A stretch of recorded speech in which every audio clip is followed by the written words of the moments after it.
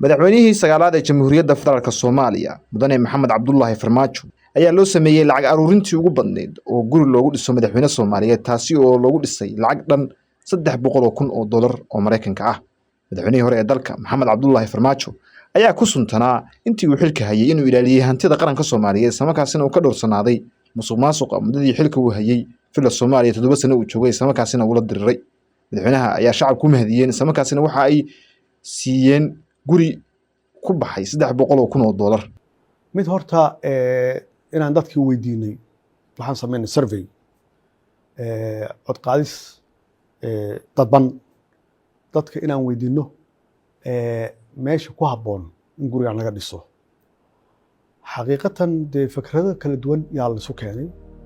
fikradahaas waxaa ku jiray meesha hadda ceel jaale ay tahay iyo Baraawe labadaas macnaha waa dhul xeebeed ah. markay keeneen aniguna aan dib u fiiriyey xaqiiqatan dee waxa ay soo xasuusiyeen ceel jaale oo ceel jaale waxay ahaan jirtay meel taariikhi ah iyada naftigeeda ardada lagu tababaro shaqaalaha dowladda lagu tababaro ceel jaale meel taariikhi leh waa ahayd.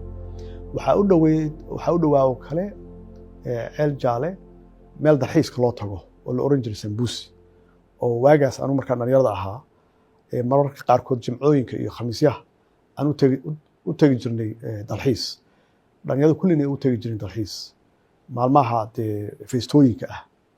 waxay ahayd runtii meel aad u hawo fiican oo xeeba oo dee cimiladeeduna aad u fiican tahay.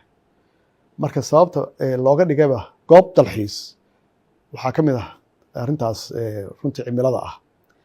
marka ma iloobin marka dadka qaar ay suggest gareeyeen ama ay soo jeediyeen meelaha la dooray inay ka mid tahay markiiba dee waa la qaatay.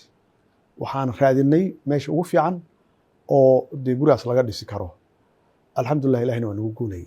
Farmaajo waxa uu shaaciyay sababaha kalifay inuu joojiyo ololihiisa doorashada inay tahay inuu u tanaasulay dowladnimada iyo in lagu guuleysto gobsoomida doorasho dalka isla markaasina uu joojiyay ololihiisa.